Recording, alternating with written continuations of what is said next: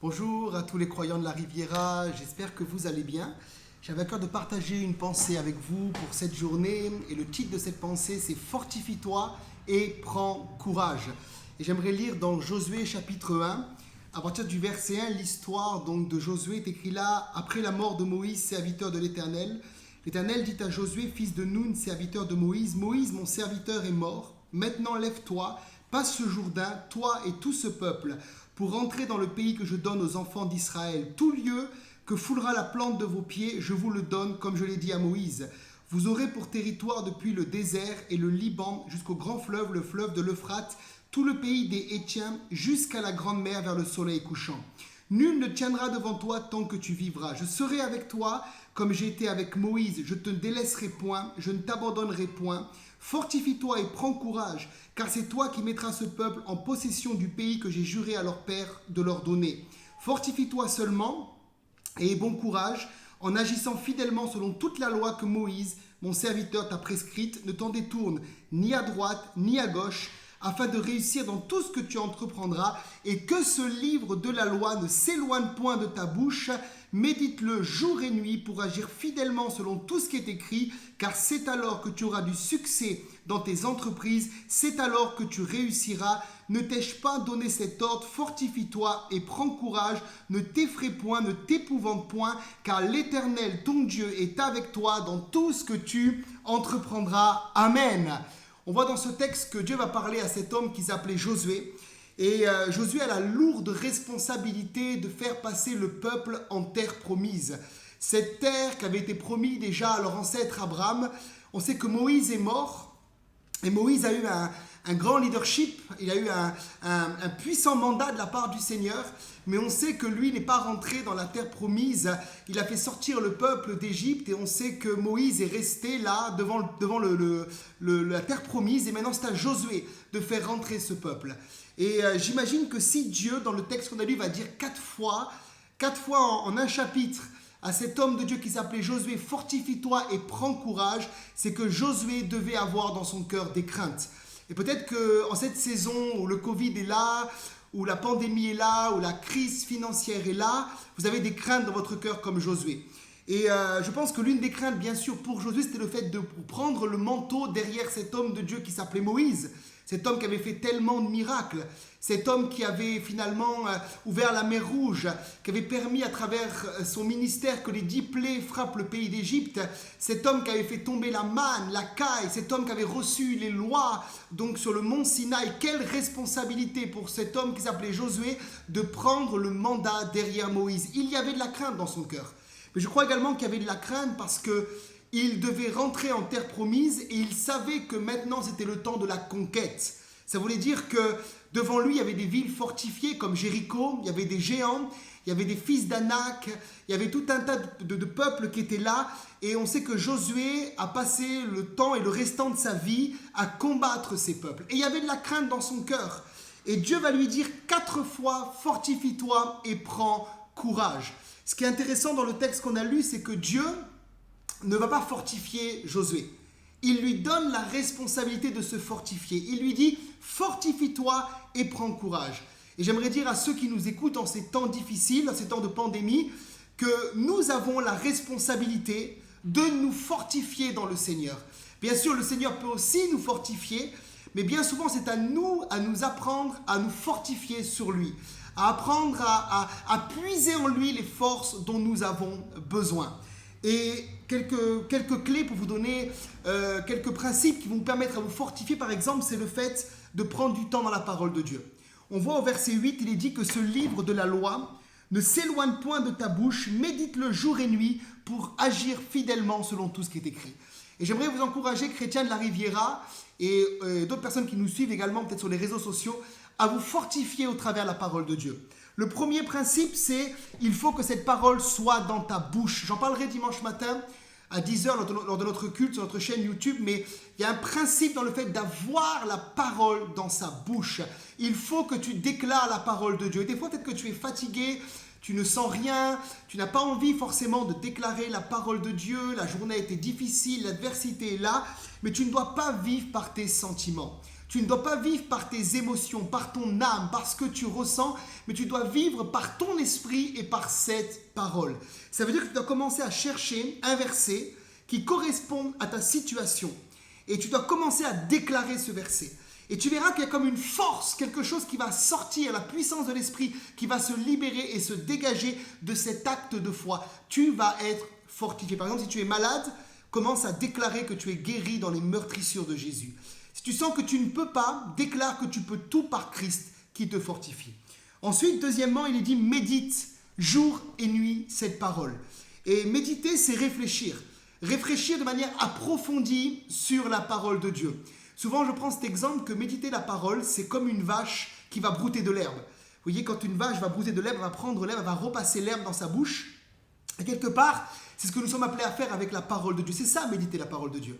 C'est pas juste lire un verset puis passer à autre chose, mais c'est lire un verset ou écouter une prédication comme vous faites maintenant, et c'est repasser dans son cœur ce qui vient d'être dit.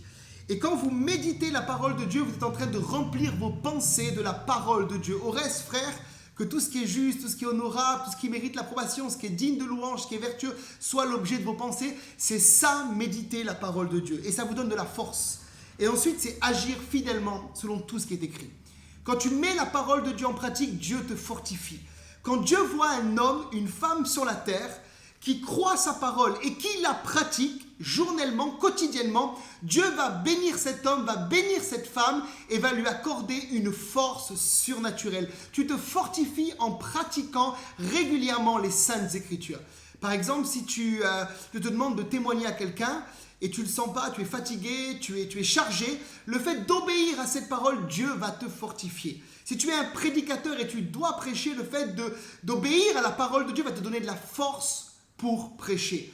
Si tu dois par exemple prier pour un malade et que tu te sens faible, mais Dieu te dit de prier pour le malade, le fait d'obéir à cette parole va te fortifier. Alléluia. Donc fortifie-toi comment? En agissant fidèlement selon tout ce qui est écrit. Ce qui est intéressant, c'est qu'il n'est pas dit d'agir fidèlement selon ce que j'ai envie, mais selon tout ce qui est écrit. Toute cette parole est inspirée de Dieu, elle est utile pour convaincre, enseigner, elle est utile pour que l'homme de Dieu soit accompli et propre à toute bonne œuvre. Alléluia.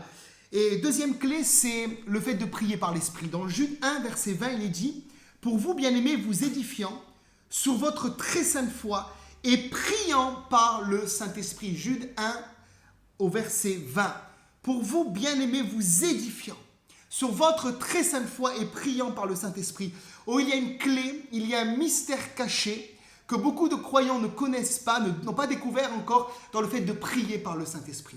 Prier par le Saint-Esprit, c'est quoi? C'est prier dans des nouvelles langues. Et quand tu es baptisé du Saint-Esprit, tu as un privilège de pouvoir parler en langue. C'est une langue que Dieu t'a accordée et qui te donne d'avoir un accès direct au trône de Dieu, 24 heures sur 24, 7 jours sur 7. Et tous les grands hommes de Dieu, toutes les grandes femmes de Dieu qui sur cette terre ont réussi à faire quelque chose pour le royaume de Dieu, sont des personnes qui prient régulièrement dans des nouvelles langues. Ils ont appris à s'édifier. Ils n'ont pas attendu que quelqu'un les édifie, ils n'ont pas attendu que quelqu'un vienne les fortifier en leur imposant les mains, mais ils ont appris à s'édifier en priant par le Saint-Esprit. Vous savez, c'est comme un téléphone portable, lorsqu'il est déchargé, il faut recharger la batterie. Et prier par le Saint-Esprit, c'est prier dans des nouvelles langues. Et c'est fortifier son esprit afin que ton esprit soit fort pendant cette pandémie pour affronter toutes les situations qui sont devant nous. Dans 1 Corinthiens 14, verset 4, il est dit que lorsque je prie en langue, je prie et je m'édifie. Celui qui prie en langue, il s'édifie. Et s'édifier, c'est se construire, c'est construire son homme intérieur. Souvent, je dis aux croyants qu'avant de prêcher et d'édifier les autres, je m'édifie moi-même. Comment? Je prie en langue. Je prie en langue dans ma voiture, je prie en langue sous ma douche, en faisant du sport, mon footing ou autre. J'ai appris à me fortifier dans l'esprit en priant en langue.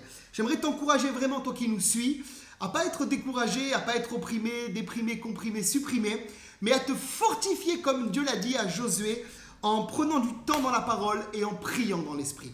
Également, on voit qu'au verset 8, Dieu va dire que si Josué prend du temps dans la parole et se fortifie, Dieu va lui donner du succès dans tout ce qu'il va entreprendre. Et j'aimerais vraiment laisser cette pensée sur votre cœur dans cette période difficile. Je suis convaincu que nous sommes appelés à briller. Dieu veut faire briller l'Église, faire briller ton ministère, faire briller ta famille, faire briller tes affaires, faire briller peut-être ton service dans l'église. C'est le temps où Dieu veut que l'on voit la différence entre le juste et le méchant, entre celui qui sert Dieu et celui qui ne le sert pas. Et Dieu veut nous donner du succès. Et il y a des églises où on a peur de parler du succès. Je me rappelle d'un pasteur, un ami à moi, qui prêchait sur le succès un jour et il disait que lui, toute sa vie, on lui a enseigné dans l'église à comment résister face à la maladie, comment résister face au péché, comment rester droit dans le Seigneur, comment persévérer, comment résister à la tentation. Mais on ne lui a jamais appris comment vivre et plaire à Dieu dans le succès. Et pourtant, le succès fait partie aussi de la vie chrétienne. Dieu veut nous bénir. Dieu veut que nous puissions porter du fruit à tout égard. Dieu veut que nous puissions briller dans ce monde parce que lorsque nous brillons, nous sommes un témoignage que Jésus-Christ est encore vivant aujourd'hui. Oui, toi qui vis dans l'échec, toi qui vis dans la défaite, toi qui vis peut-être dans des situations compliquées, Dieu veut spirituellement te donner du succès. Et dans toutes tes entreprises aussi. Enfin, au verset 5, il dit « Nul ne tiendra devant toi. Alléluia. Tant que tu vivras, je serai avec toi comme j'ai été avec Moïse. » Et j'aimerais déclarer également sur ta vie, toi qui nous suis, que peut-être qu'il y a une montagne, peut-être qu'il y a une difficulté devant toi, mais cette montagne, j'en parlerai dimanche matin, elle doit se déplacer. Nul ne tiendra devant toi tant que tu vivras. Et cette parole que Dieu a donnée à Josué, tu peux la faire tienne, tu peux prendre par la foi cette parole et déclarer en donnant ton prénom. Stéphane, nul ne tiendra devant toi tant que tu vivras. Jean-Marie, nul ne tiendra devant toi tant que tu vivras. Marc, Adeline, Aurélien, Fabrice, Paul, quel que soit ton prénom, mets ton prénom et déclare « Nul ne tiendra devant moi tant que je vivrai, car Dieu est avec moi comme il a été avec Moïse. » Et enfin, au verset 3, il dit « Tout lieu que foulera la plante de votre pied, je vous le donne comme je l'ai dit à Moïse. » Dieu est un Dieu conquérant. Dieu veut mettre dans notre esprit, dans notre mentalité, un esprit de conquête. Et Dieu va rapidement apprendre à Josué, lorsqu'il va prendre le leadership derrière Moïse, que Josué doit avoir cet esprit de conquête. Tout lieu que foule la plante de ton pied, je te le donne comme je l'ai dit à Moïse. Et on est dans un temps où peut-être qu'on ne dirait pas, tout paraît compliqué, mais Dieu nous appelle à conquérir, à prendre des nouveaux territoires, à voir plus loin, à élargir l'espace de notre tente, à peut-être aller dans des domaines où on n'a encore jamais été. Et souvent, j'aime dire, nous ne sommes pas dans un temps de crise, mais dans un temps d'opportunité. Saisissons les opportunités divines de faire des choses nouvelles ou faire des vidéos comme je fais là maintenant. Il y a différents domaines d'annoncer l'évangile. Faites des choses que vous n'avez jamais fait. Tout lieu que foulera la plante de votre pied, je te le donne comme je l'ai dit à Moïse. J'aimerais déclarer cette parole sur ta vie et j'aimerais déclarer sur toi qui nous regarde, qui vit dans l'échec, qui vit dans la maladie, dans la torpeur spirituelle, dans l'épuisement, dans la passivité, dans la léthargie spirituelle. J'aimerais te libérer de cela dans le nom de Jésus et j'aimerais déclarer sur toi l'esprit de victoire, l'esprit de conquête qui a animé Josué, qui a animé Caleb. Oh, je déclare, si tu es membre de notre église, cette mentalité est pour toi. Reçois-la dans le nom de Jésus-Christ et que toi aussi tu puisses marcher dans une autorité nouvelle et prendre des territoires nouveaux. Que le Seigneur vous bénisse. On se donne rendez-vous dimanche matin à 10h sur notre chaîne YouTube Église de la Riviera. Soyez bénis.